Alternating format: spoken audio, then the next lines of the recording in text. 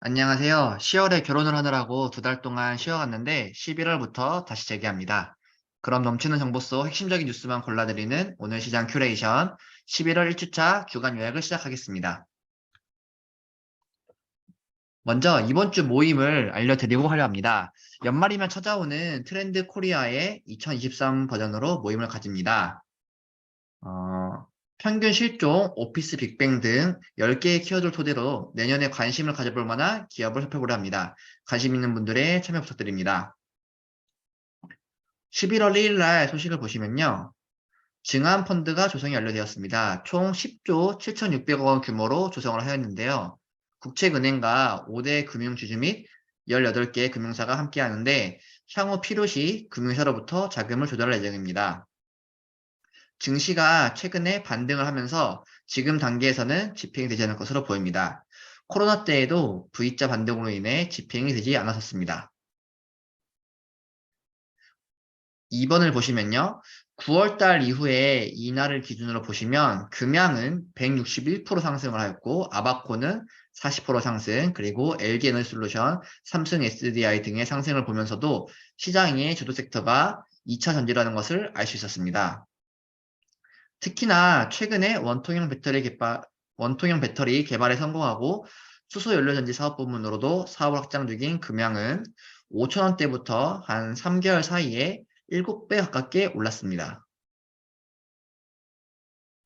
전기차 시장도 좋은데요. 9월 달에는 지금 처음으로 내수 시장에서 국산 전기차가 차지하는 비중이 15%에 달한 것으로 나타났습니다. 현대차의 아이오닉 6와 5, 그리고 기아 EV6가 인기리에 팔리고 있다고 합니다. 삼성전자를 매주 한 주씩 사고 있는데 벌써 29주가 지났습니다. 10% 수익할 때까지 꾸준히 매수를 할 예정인데 보시면 마이너스 14%까지 갔던 게 현재는 마이너스 2% 정도를 기록하고 있습니다. 더불어서 CJ 제재당도 주 1회가 아니라 월 1회씩 매수를 하고 있는데요. 현재 9% 정도 수익을 보고 있습니다.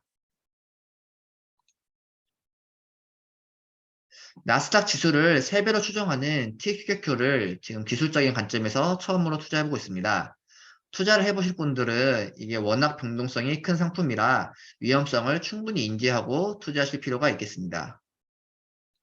11월 2일 수요일 날은요, 행동주의와 관련한 기업 2개를 소개하였습니다. 먼저 KTNG인데요. KTNG는 여기 병주고 약 주는 그런 기업이죠. 그래서 담배와 홍삼 이런 것들을 파는 기업인데요. 최근에 싱가포르에 본사가 있는 플래시라이트 사모펀드가 관련형 전자담배인 릴의 글로벌 전략 수립을 요청하고 한국임상공사의 분리상장을 요청하는 듯 5대 주주 제안을 하였습니다. 유튜브에 가보시면 이렇게 영상을 보실 수가 있습니다. 이어 안다 자산운용도 공개 서한을 보내서 인삼사 부문을 분할하고 브랜드 이미지를 개선할 것을 요청하였습니다. 이에 힘입어서 주가는 오랫동안 유지해오던 여기 8만원에서 한 6만 6천원 부분의 박스권을 탈출하였습니다. 역사적 신고가까지 갈지 주목이 됩니다. 두 번째로는 한류의 중심 SM인데요. 2019년에도 KB자산운용이 주주 제안을 하였다가 사실상 거부를 당한 적이 있는데 이번에는 얼라인 파트너스가 주주 행동주에 나섰습니다. 이수마 총괄 프로듀서가 100% 지분을 갖고 있는 라이크 기획과의 계약으로 일감 몰아주기가 문제가 되고 있고 또 배당을 하지 않는 등으로 주주 가치가 훼손되고 있다고 하면서 SM한테 답변을 요청을 하였는데 답변을 피하니까 얼라인 파트너스가 감사를 추천을 하고 이 감사가 선임이 되는 등 강하게 압박에 섰습니다. 이에 결국 SM 측에서는 라이크 기획과의 계약을 조기 종료한다는 공시를 하였습니다. 이로 인해서 프로듀싱 인세 중 약 80억 정도를 절감할 예정이고 손익 구조를 개선하고 거버넌스 이슈 등을 해소해서 밸류에이션이 리레이팅될 것으로 기대가 되고 있습니다.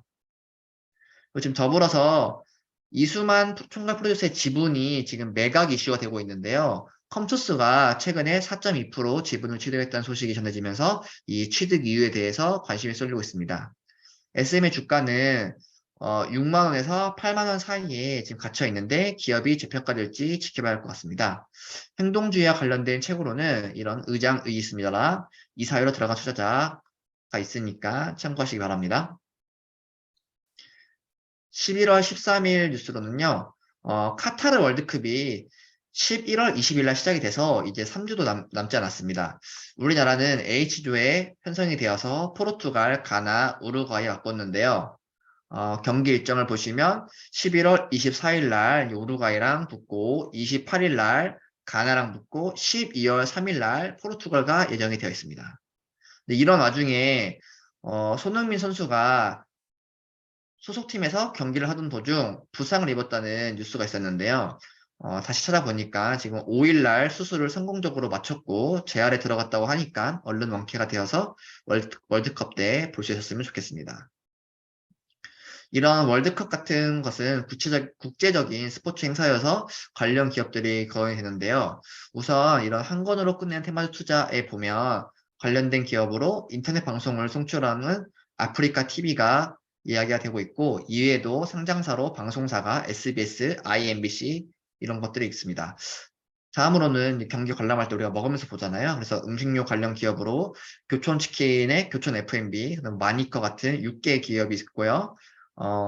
롯데칠성, 하이트진로 등 주류 기업, 그다음에 편의점 관련 주인, CU를 운영하는 BJF 리테일, GS25C를 운영하는 GS 리테일 등이 있습니다. 추가적으로 손흥민 선수가 노스7이라는 이런 의류 브랜드를 운영하고 있는데요. 자신의 성, 손을 거꾸로 하고 그다음에 백넘버 7을 이용해서 이렇게 브랜드를 만들었습니다. 홈페이지에 가보시면 이런 상품들이 있는데 가격이 모자가 47,000원이고 밑에 보시면 양말 같은 경우도 24,000원이고 조금 가격이 있지만 전반적으로 깔끔하니 이쁜 것 같습니다. 5번에 보시면 경기를 시청할 때 경기 해설진들이 이런 재미를 더하는 역할을 하는데요. 구자철 선수가 해설위원을 나서면서 KBS 채널이 7번이잖아요. 그래서 이것을 살려서 기호 7번을 내세우면서 선거 유세 컨셉으로 독특한 마케팅을 하였더라고요. 그래서 박지성, 안정환과 함께 이제 경쟁을 하게 되었는데 여러분들은 어떤 해설을 듣고 싶으신지 궁금하네요. 금요일에는요, 우유와 관련된 소식을 전하였는데요. 인플레이션으로 인해서 여러 물가가 오르고 있는 가운데 우유의 원유 가격도 오른다고 합니다. 그동안에는 낙농가의 소득을 일정 부분 보존해주기 위해서 원유 가격 연동제를 실시했었는데 내년부터는 용도별 차등 가격제가 실시가 되어서 사용처가 음용유, 맛있는 우유인지 아니면 가공유인지에 따라서 다른 가격이 책정됩니다. 그래서 이로 인해서 우리가 사 먹는 소비자 가격은 우유가 지금 한 2,700원 정도라고 하는데 이제 3,000원이 넘어설 전망입니다. 그리고 지금도 그 수입이 되는 우유들이 국내산 우유보다 싸거든요. 근데 이제 2026년이 되면 그동안에 부과되던 관세도 이제 무관세가 되면서 국내에 있는 낙농가의 경쟁력이 더 떨어질 전망이라서 지금 대책이 필요한 시점이라고 합니다. 우유하면 떠오르는 기업이 남양유업이 있는데요. 과거에 갑질 사태로 이슈가 된 적이 있습니다. 차트를 보시면 작년 4월에 판매를 하는 상품인 불가리스가 코로나 효과가 있다고 하면서 갑자기 급등을 하였다가 다시 이 효과성이 논란에 휩싸이면서 급락을 한 적이 있습니다. 그래서 이 사건으로 인해서 홍원식 회장이 직을 내려놓겠다라고 하고 한행컴퍼니가 경영권을 인수하겠다는 소식에 5월 달에 다시 여기 지금 급등했다가 떨어졌다가 다시 급등을 2차 상승을 하였는데요. 여기서 또 재밌는 일이 벌어지는 게 3개월 만에 홍원식 회장이 계약을 해지하면서 주가가 하락을 하였고 이에 한행컴퍼니가 소송을 걸었는데 1심에서는 한행컴퍼니가 완승을 하였습니다. 그래서 주가는 지금 고점 대비 반토막이 나 있는데 대표적인 상품으로 맛있는 우유, 그다음에 임페리얼 분유 이런 것들이 있는데 앞서 봤던 원유 가격이 상승을 하면서 이거를 제품 가격 인상으로 반영을 시키고 그다음에 이번 경영권 매각 이슈가 되면서 자산 가치나 이런 게 부각이 되면서 기업의 가치가 제대로 반영이 되면 기업의 주가가 지금보다는 더 상승하지 않을까 이런 생각을 해봅니다. 두 번째 기업으로는 메일유업이 있는데요. 차트를 보시면 여기 위에 주황색의 남양유업은 그래도 급등이라도 했다가 떨어졌는데 메일유업은 작년 하반기 기준으로 지금 주가가 엄청 떨어져 있습니다. 그리고 모회사인 메일홀딩스도 이 메일유업을 2017년 5월에 분할을 하였는데 그 뒤로 주가가 계속 흘러내렸습니다. 대표적인 가치투자 회사인 VIP 자산운용도 지금 2022년 10월달 보시면 9만 주 정도를 지분을 줄이면서 50억 정도 가까이 매도를 한 것으로 보입니다. 그래서 메일유업은 여기도 주요 원재료인 원유의 매입가가 해가 지날 때마다 꾸준히 상승한 것을 볼 수 있는데 여러 상품군이 있는데 이 신사업으로 추진 중인 성인용 단백질 식품 브랜드인 이 셀렉스가 이제 성공을 할지 이게 향후 또 중요할 것 같습니다.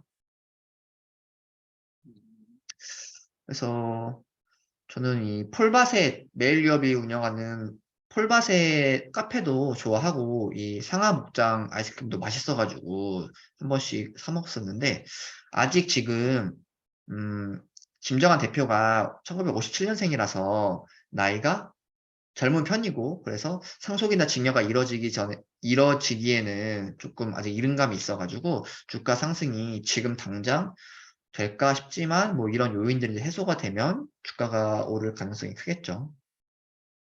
기타 함께 볼 만한 기업을 정리를 해보았는데요. 우선 메일그룹과 관련 있는 회사로 제로투세븐이 있습니다. 그래서 메일홀딩스의 김정한 대표의 남동생인 김정민 대표가 유아동 관련 기업인 제로투세븐을 운영을 하는데요.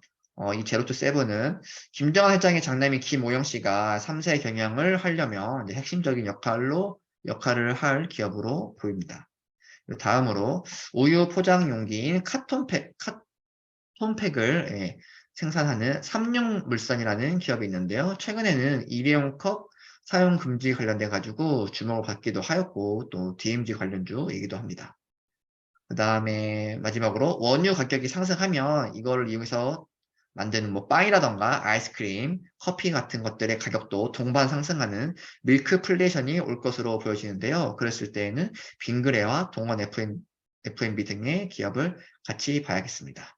네, 이렇게 한 주간의 소식을 정리해 보았고요. 이상으로 오늘 시장 큐레이션을 마치겠습니다. 오늘 정보가 도움이 되었다면 좋아요와 구독 부탁드리고요. 11월도 즐거운 한 달 보내세요.